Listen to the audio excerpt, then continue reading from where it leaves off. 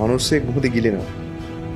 ගිලිනකොට පොඩි බෝට්ටුවක් එනවා. බෝට්ටුව ආපු ගමන් බෝට්ටුවේ අය කියනවා නගින්න අපි ගෙනියන්නම් කියලා.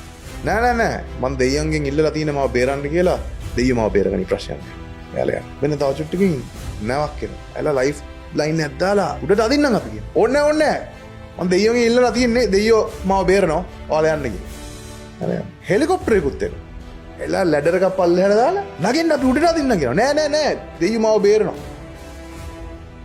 හෙලිකොප්ටරෙත් මිනිහා මැරෙනවා.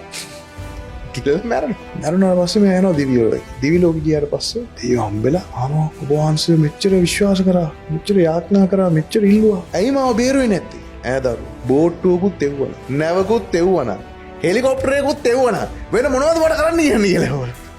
අපිට ජීවිතේ ඒ මාර්ගයෙන් තමයි සමහරට අපි ලෙඩක් හොඳ කරන්න කියලා ඉල්ලන්නේ. ඒකට තමයි මේ බෙහෙත්ද දොස්තරලාද මේ දේවල්.